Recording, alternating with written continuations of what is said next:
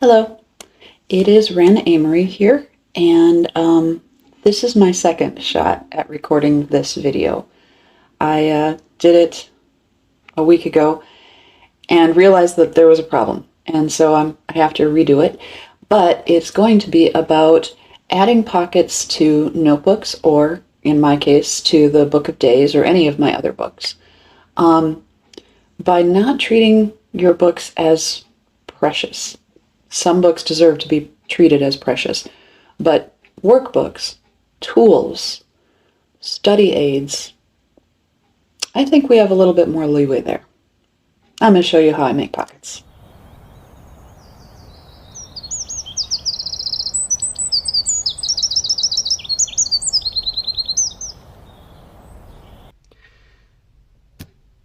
So the reason I had to re-record this video is because I did this in the spring Book of Days. And as I was manipulating the book to show you what I was doing, I realized as I was editing that I was revealing too much of my personal journaling as I flipped back and forth between pages. And it was a near thing because there were some things in there. This is a very private place for me.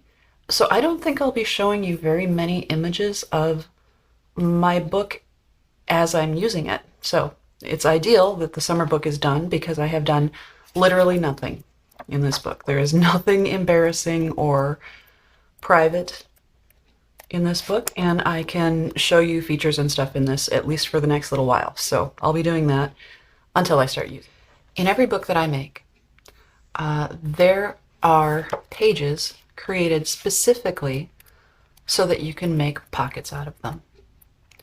The first one comes very early in the book. It's right here.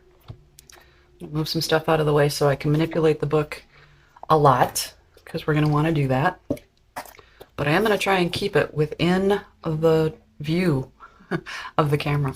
So this is the first pocket. And what you do here is you cut this page in half, and then you turn that into a pocket and you have what I call a mantra note or a bookmark. And then as you go through the book, there are other opportunities to make different kinds of pockets. So that's the first little pocket. It's the only one that's like that in the book. The next happens here. You can kind of see that they're unusual. I'll show you what we do with that in a minute. And then we look for another pocket opportunity. And then there are pockets that are, again, a slightly different version that are between the months. I'll get to this one. But so here we have the first page of June. And then we have all of the logging pages of the domains and the charts and the listing space. Oh, and the main calendar. And then we come to the end. This is the last part of the month. And then we have a place to make a pocket. And this pocket is to hold anything that you gather up in June. While you're in June, or notes or lists or anything that isn't actually written in the book. That way they're not just tucked in or floating around on the desk or whatever. There's a specific place.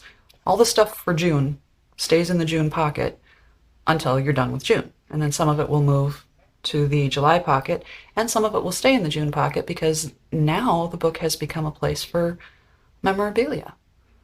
Say you received a card in the mail.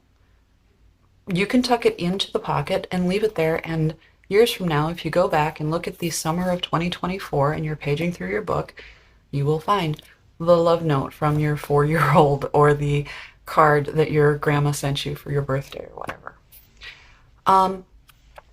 And I'm going to show you how all of those pockets, well, some of those pockets get made, because this video doesn't need to be that long. It's not that complicated to make the pockets. Let's start by making the June pocket.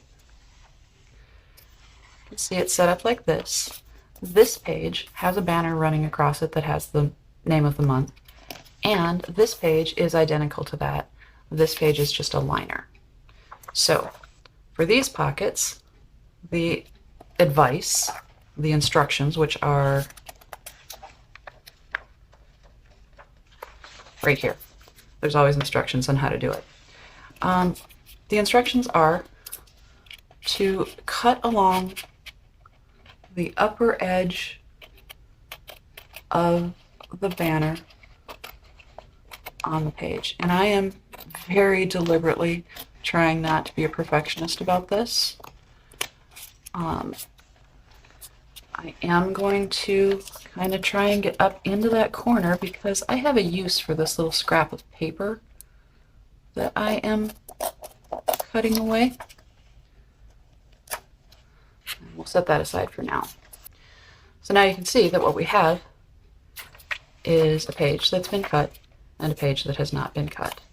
And all we're going to do is tape along the bottom edge and the side edge, and it's going to become a pocket.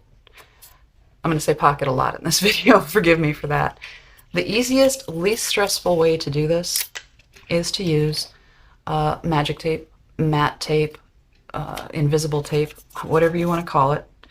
I personally do like Scotch tape brand because I think it works very well. And I don't mind overlapping my little bits of tape down here. Hope that you can see that. I don't mind overlapping because I'd rather work with pieces of tape that are a little bit more manageable for me. But you can see what I'm doing is I'm just taping along the bottom of the edge and I'm leaving some overhang. I'm going to do the same thing right here. Vaguely lined up. You may notice as I'm doing this that my hands shake. There is nothing neurologically or physically wrong with me as far as any doctors can tell. My hands have always been shaky. I suppose it could have something to do with the amount of caffeine that I drink, but maybe, maybe not. Anyway, so now you can see I've got kind of a messy bit of tape here. You can absolutely be careful about this, sort of measure out how long you want it to be. You do you. Sometimes I'm very fussy with my book. For the summer book, I want something pretty casual. I'm going to beat the heck out of this book because I'm hoping it's going to go with me to the park and it's going to go with me out to the pool and it's going to go with me. I live in an apartment complex, so there is a pool. And it's going to get beaten up, so I'm not going to be very fussy with this one. I don't have a lot of time for fussy right now. But you can see what I've done is I have taken both pages now and I'm making sure that it's only the 2 pages and I'm flipping them over. And I know that I've done it right because the page right before the pocket in every month says of note at the top. So this is where I am literally just going to flip over this tape and push it down. Like so.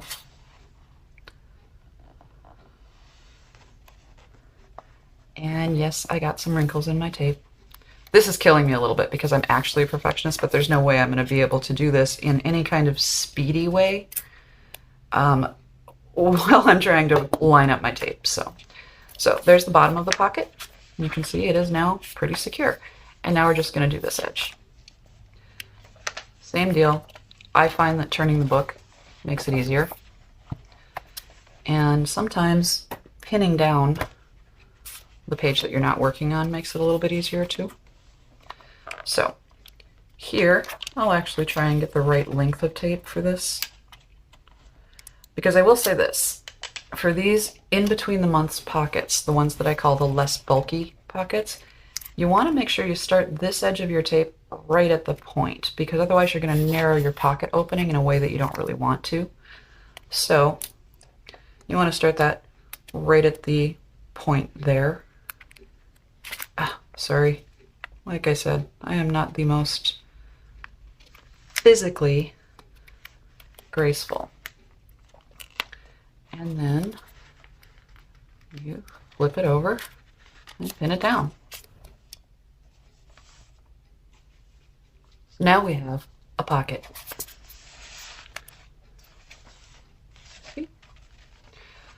I will let you know that if you are a perfectionist, this, because of the nature of the way books are made, the way the pages are bound into the binding, it's gonna feel a little floppy. And honestly, I think that's a good thing because it encourages us to not be overly fussy with it, to not be hard on ourselves when we're making it. Now, we can absolutely delight ourselves, which I'm going to show you in a minute. But it's the Book of Days is a tool, and being precious with it limits its effectiveness, I guess would be the way I would say it. I think it's really important to be authentic with your Book of Days. And yes, being a perfectionist can absolutely be authentically part of your personality. But even if that is the case, you still need a place where you can relax a little bit, where the only person that you're pleasing is yourself. And to not worry overly much about your handwriting or the way the tape lines up or how perfectly smooth the pockets lay. I will tell you there's another advantage to that, and that is once you have your book, that looseness, that misalignment of the pages means that now it's very easy to flip to where you made a pocket. The location for the pockets in the book are chosen specifically to sort of divide the sections. So let's divide this section with well, I guess it would be the bulky pocket.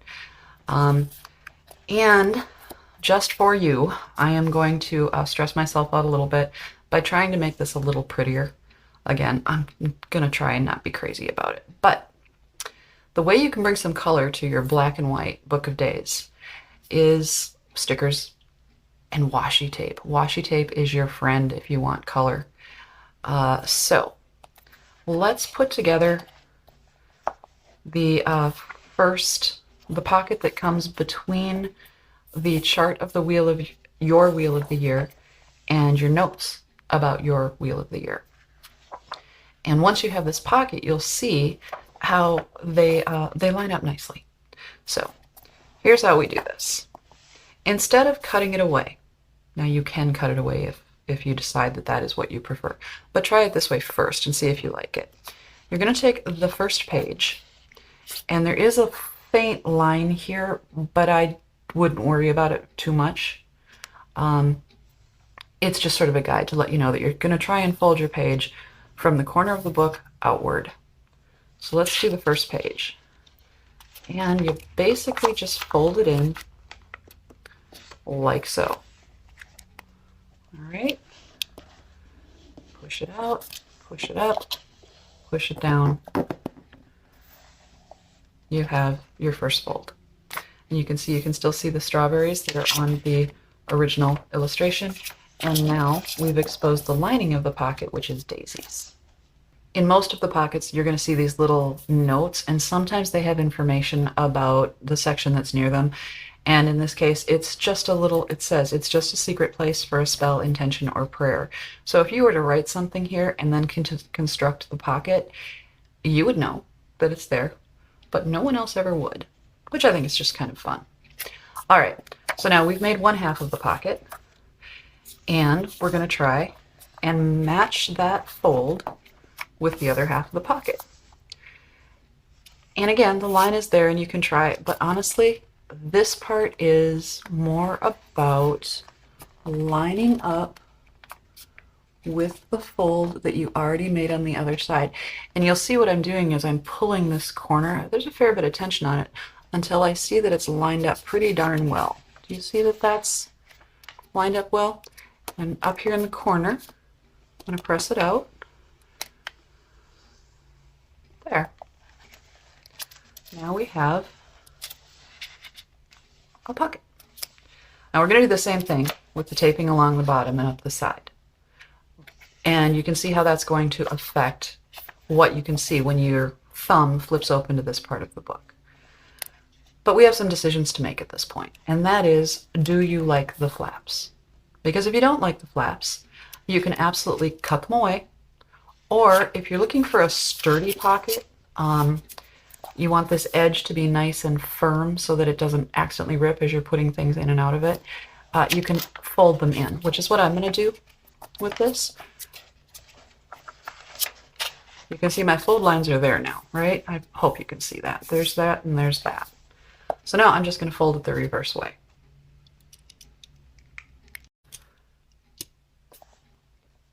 Like so. Fairly easy to make this fold now. So I'm just following the line that I made before. And similarly with this side. Lined up. Fold it down. Compare. See if you're happy with the way they match up. And I am. And now that's what it's going to look like. And there's nothing flapping around to bug you. Now I will say this. If you decide to fold your flaps inward, you're absolutely going to want to tape down these interior pieces, because if you think about it, if you tuck a piece into the pocket that is small, a business card or something like that, if you don't tape these little edges down, the item could slide back up underneath that and sort of get trapped, and you won't have access to it anymore.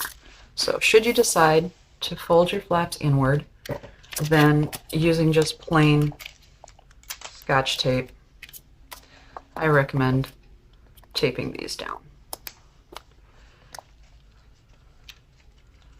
so that nothing can slide up underneath there and get lost.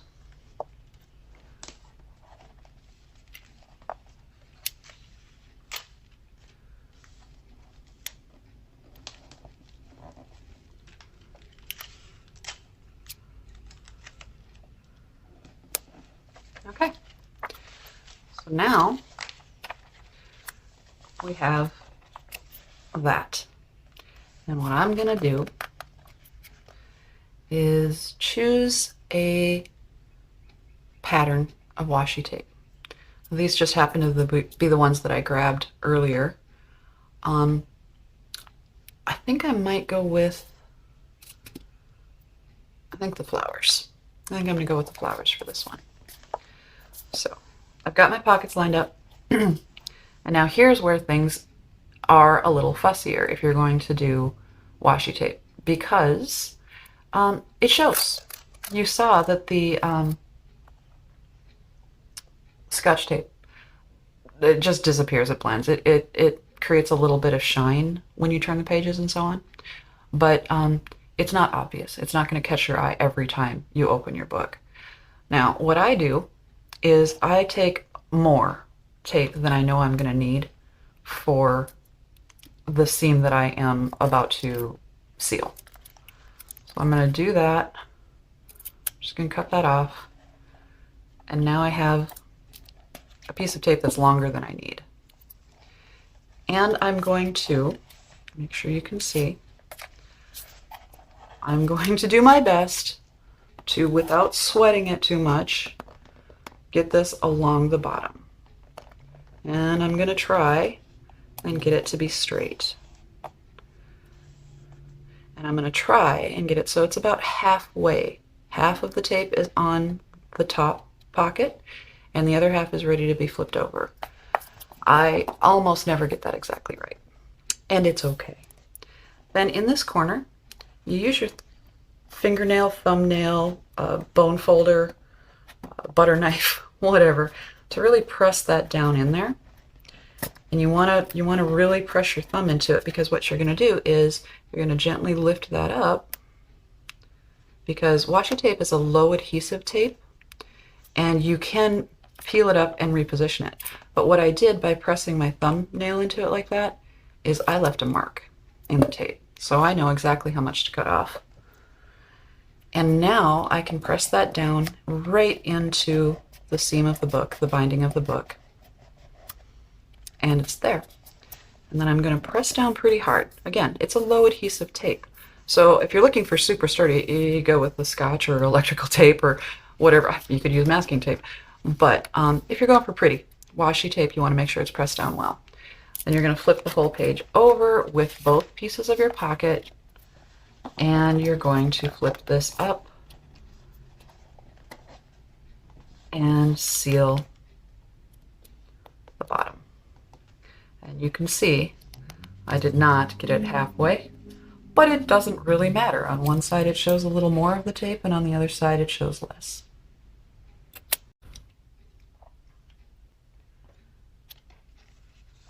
all that's left to do to finish this pocket is to do the edge. And in some ways this is a little bit easier because they match up, so you don't have to worry about starting right at the corner and coming down. I'm going to turn the book because I prefer to work horizontally rather than vertically when I'm trying to apply a straight line. And I'm going to find something kind of heavy to hold down that part of the book. All right, line that up, and I know that's where I'm going to want my tape. And do I want to use the same color tape? Do I want to use a contrasting tape? There's black. Or do I want to use a complementary? I think I'm going to go with this one. So once again, I'm going to pull off more than I need. Not too much more. I don't want to waste my pretty washi tape, but it's worth it to me to waste a little bit of it in order to not be, you know, cutting myself short and then having to cut a whole nother piece. So I'm just going to put this here on the edge, straight as I can. Press it down.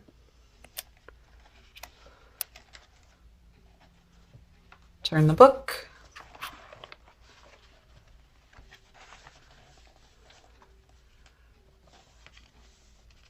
Fold a piece of tape up and over to get the other side, like so. And then I can trim away the parts I don't need. So that little part goes. You end up with a little pile of scrap tape off to the side. Yes, I've never done this without having that. And then you can trim off just the corner of the pocket there. And now you have another pocket. These pockets, these larger pockets, are particularly good at holding, you know, just a regular sheet of printer paper folded in half. It's pretty easy to get it in there, like so. And once again, we now have a thumb mark, which would tell you the color of the place where your Wheel of the Year work is being done. There's another opportunity for making a pocket between the symbols and signs charts in the seasonal section. And I could take this particular piece of scrap, tuck it in like so, then create, or then tape down the edges like you saw me do in the last one, and now I would have a second layer of pocket, which is just kind of fun. This also could be used at the beginning of the book, but I will point out that if you do this, the tape will show on the cover if that bothers you. But you know, I have done it so that it's taped all the way around the cover so that the whole cover has like an edging. So that's something that you can do.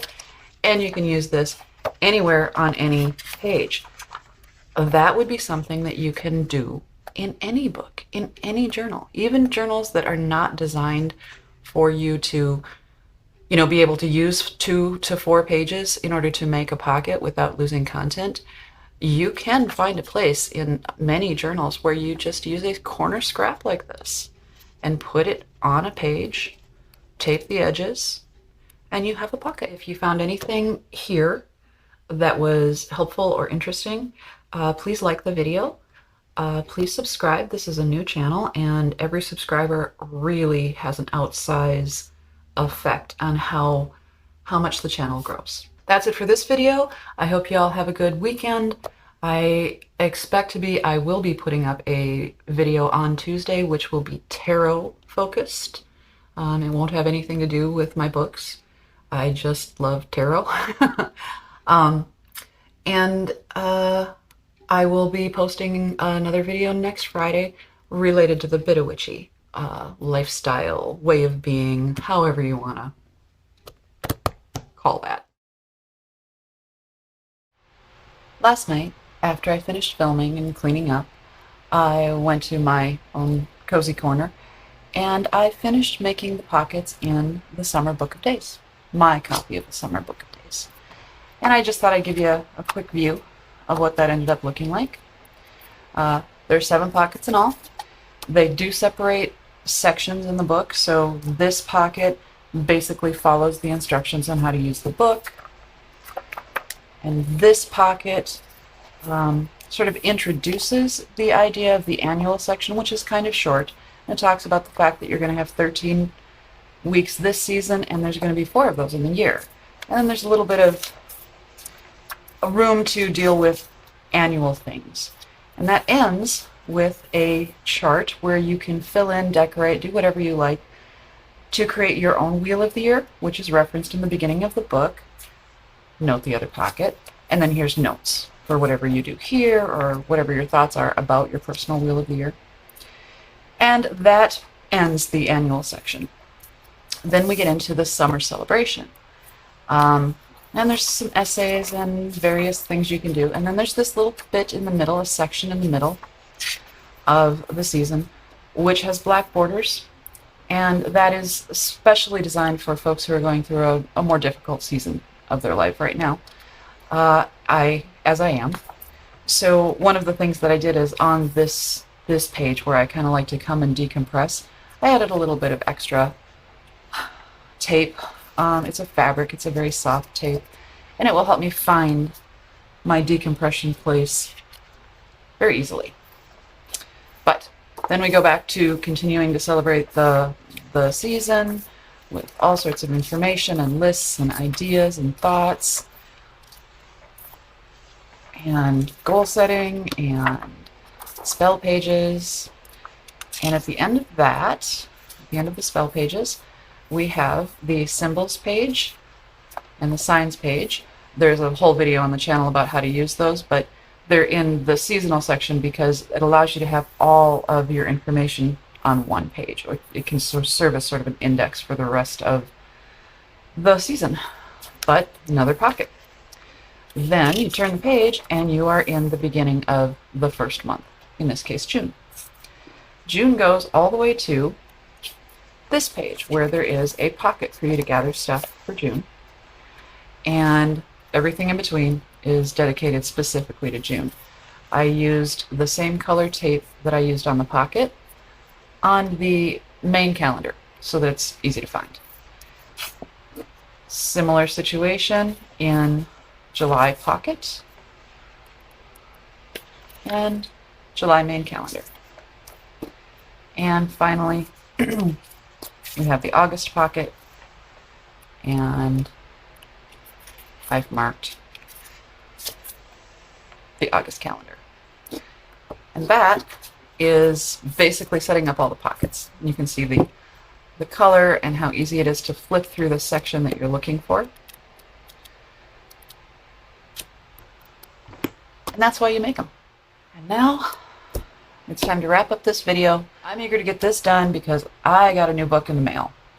And I'm very interested to get this video edited and posted and then be able to take some time this afternoon to do a little bit of reading and journaling probably, though I won't be starting my summer book of days until June 1st. Still got most of a month to work in my spring book. So that's about it, and I will talk to you later. Bye.